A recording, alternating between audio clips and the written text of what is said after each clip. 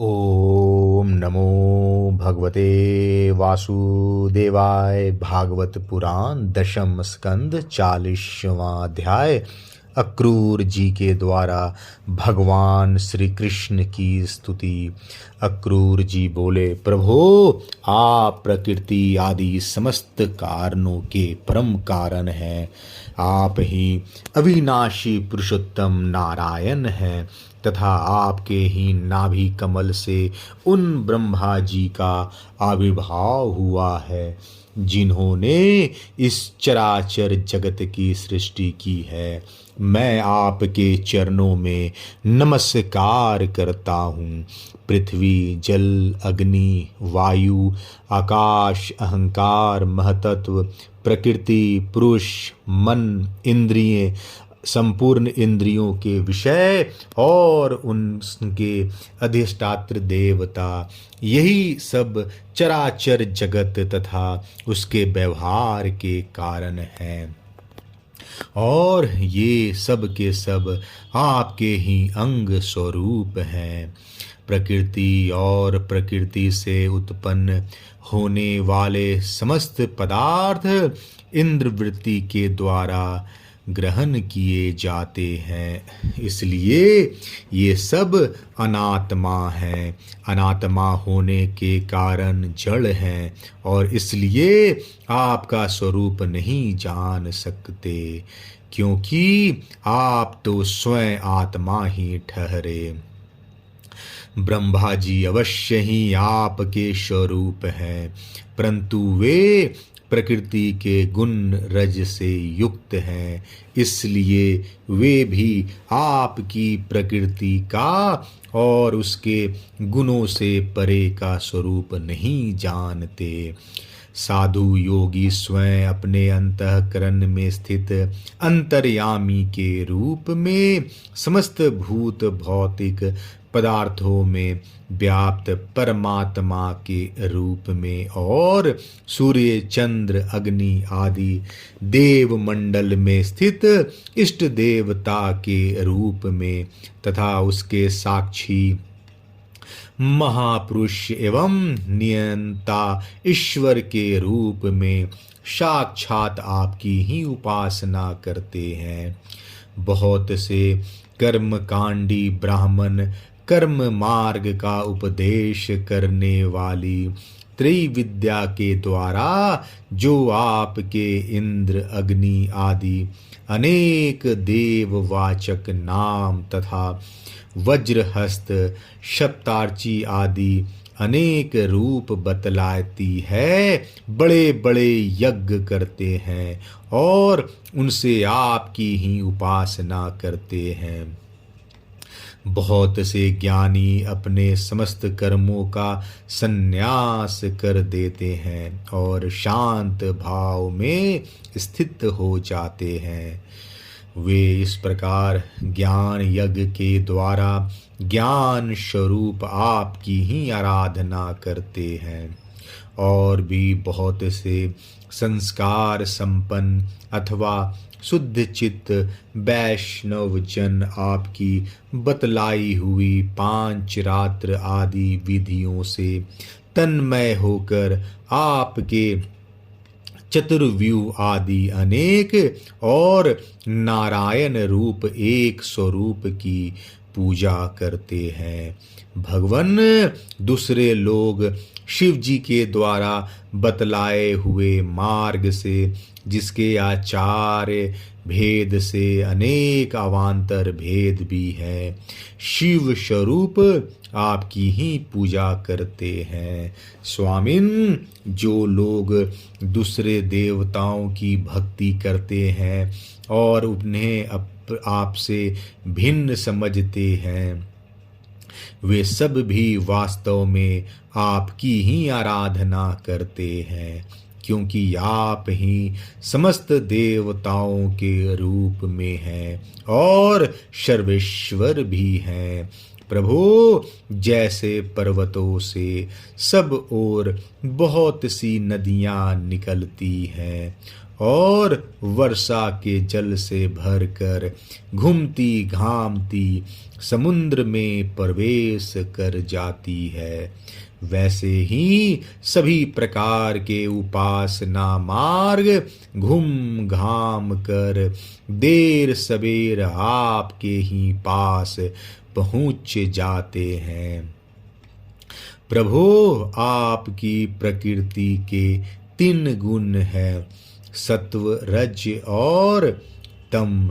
ब्रह्मा से लेकर स्थावर पर्यंत संपूर्ण चराचर जीव प्राकृत हैं और जैसे वस्त्र सूत्रों से ओत प्रोत रहते हैं, वैसे ही ये सब प्रकृति के उन गुणों से ही ओत प्रोत हैं। परंतु आप सर्वस्वरूप होने पर भी उनके साथ लिप्त नहीं हैं। आपकी दृष्टि निर्लिप्त है, क्योंकि आप समस्त वृत्तियों के साक्षी हैं। यह गुणों के प्रवाह से होने वाली सृष्टि अज्ञान मूलक है और वह देवता, मनुष्य, पशु, पक्षी आदि समस्त योनियों में व्याप्त है, परंतु आप उससे सर्वथा अलग हैं। इसलिए मैं आपको नमस्कार करता हूँ। अग्नि आपका मुख है, पृथ्वी चरण है, सूर्य और चंद्रमा नेत्र हैं, आकाश नाभि है, दिशाएं कान है, स्वर्ग सिर है, देवेंद्र गण भुजाएं हैं, समुद्र कोख है और यह वायु ही आपकी प्राण शक्ति के रूप में उपासना के लिए कल्पित हुई है। वृक्ष और औषधियाँ रोम हैं, मेघ सिर के केश हैं, पर्वत आप के अस्थि समूह और नख हैं। दिन और रात पलकों का खोलना और मीचना है। प्रजापति जनेंद्रिय हैं और वृष्टि ही आपका वीर है। अविनाशी भगवन, जैसे जल में बहुत से जलचर जीव और गुलर के फलों में नन्हे नन्हे कीट रहते हैं, उसी प्रकार उपासना के लिए स्वीकृत आपके मनोमय पुरुष रूप में अनेक प्रकार के जीव जंतुओं से भरे हुए लोक और अनेक लोकपाल कल्पित किए गए हैं। प्रभो, आप क्रीड़ा करने के लिए पृथ्वी पर जो जो रूप धारण करते हैं, वे सब अवतार लोगों के शोक मोह को धो बहा देते हैं और फिर सब लोग बड़े आनंद से आपके निर्मल यश का गान करते हैं। प्रभो, आपने वेदों, ऋषियों, औषधियों और सत्यव्रत आदि की रक्षा दीक्षा के लिए मत्स्य रूप धारण किया था और प्रलय के समुद्र में स्वच्छंद विहार किया था। आपके मत्स्य रूप को मैं नमस्कार करता हूँ। आपने ही मधु और कैटव नाम के असुरों का संहार करने के लिए है ग्रीव अवतार धारण किया था। मैं आपके उस रूप को भी नमस्कार करता हूँ। आपने ही वह विशाल कच्छप रूप ग्रहण करके मंदराचल को धारण किया था। आपको मैं नमस्कार करता हूँ। आपने ही पृथ्वी के उद्धार की लीला करने के लिए वराह रूप स्वीकार किया था। आपको मेरे बारंबार नमस्कार। प्रहलाद जैसे साधु जनों का भय मिटाने वाले प्रभु, आपके उस अलौकिक नृसिंह रूप को मैं नमस्कार करता हूँ। आपने वामन रूप ग्रहण करके अपने पगों से तीनों लोक नाप लिए थे। आपको मैं नमस्कार करता हूँ। धर्म का उल्लंघन करने वाले घमंडी क्षत्रियों के वन का छेदन कर देने के लिए आपने भृगुपति परशुराम रूप ग्रहण किया था। मैं आपको उस रूप को नमस्कार करता हूँ। रावण का नाश करने के लिए आपने रघुवंश में भगवान राम के रूप से अवतार ग्रहण किया था। मैं आपको उस रूप का नमस्कार करता हूँ। वैष्णव जनों तथा यदुवंशियों का पालन पोषण करने के लिए आपने ही अपने को वासुदेव, संकर्षण, प्रद्युम्न और अनिरुद्ध इन चतुर्व्यूह के रूप में प्रकट किया है। मैं आपको बार बार नमस्कार करता हूँ। दैत्य और दानवों को मोहित करने के लिए आप शुद्ध अहिंसा मार्ग के प्रवर्तक बुद्ध का रूप ग्रहण करेंगे। मैं आपको नमस्कार करता हूँ।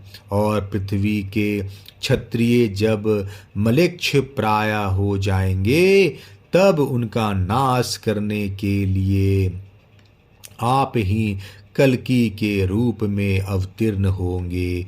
मैं आपको नमस्कार करता हूँ।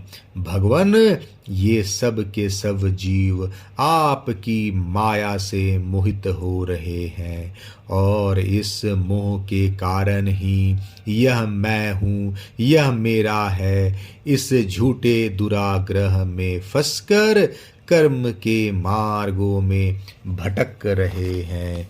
मेरे स्वामी,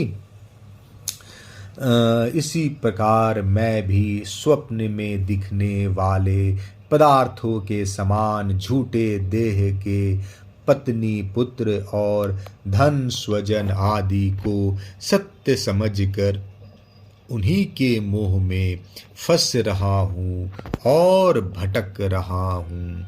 मेरी मूर्खता तो देखिए प्रभु। मैंने अनित्य वस्तुओं को नित्य, अनात्मा को आत्मा और दुख को सुख समझ लिया। भला इस उल्टी बुद्धि की भी कोई सीमा है? इस प्रकार अज्ञानवश सांसारिक सुख दुख आदि द्वंद्वों में ही रम गया और यह बात बिल्कुल भूल गया कि आप ही हमारे सच्चे प्यारे हैं।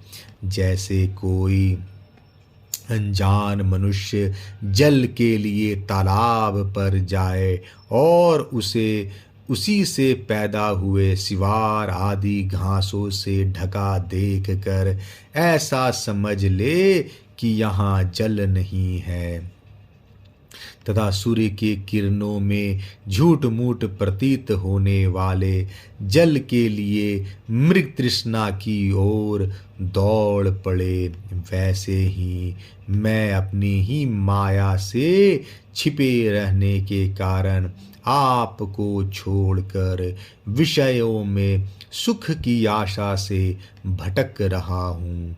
मैं अविनाशी अक्षर वस्तु के ज्ञान से रहित हूँ। इसी से मेरे मन में अनेक वस्तुओं की कामना और उनके लिए कर्म करने के संकल्प उठते ही रहते हैं। इसके अतिरिक्त ये इंद्रियां भी जो बड़ी प्रबल एवं दुर्दर्शनीय है, मन को मथ मथ कर बलपूर्वक इधर उधर घसीट ले जाती है। इसलिए इस मन को मैं रोक नहीं पाता।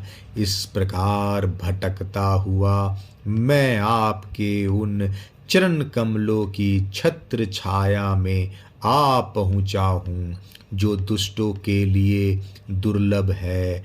मेरे स्वामी, इसे भी मैं आपका कृपा प्रसाद ही मानता हूँ, क्योंकि पद्मनाभ, जब जीव के संसार से मुक्त होने का समय आता है, तब सत्य पुरुषों की उपासना से चित्त वृत्ति आप में लगती है। प्रभु, आप केवल विज्ञान स्वरूप हैं, विज्ञान घन है। जितनी भी प्रतीतियां होती हैं, जितनी भी वृत्तियां हैं, उन सब के आप ही कारण और अधिष्ठान हैं। जीव के रूप में एवं जीवों के सुख दुख आदि के निमित्त काल, कर्म, स्वभाव तथा प्रकृति के रूप में भी आप ही हैं, तथा आप ही उन सब के नियंता भी हैं। आपकी शक्तियाँ अनंत हैं, आप स्वयं ब्रह्म हैं। मैं आपको नमस्कार करता हूँ। प्रभो, आप ही वासुदेव, आप ही समस्त जीवों के आश्रय संकर्षण है, तथा आप ही बुद्धि और मन के अधिष्ठात्र देवता हर्षिकेश, प्रद्युम्न और अनिरुद्ध हैं। मैं आपको बार बार नमस्कार करता हूँ। प्रभु, आप मुझ शरणागत की रक्षा कीजिए। 40वां अध्याय समाप्त। जय श्री कृष्ण।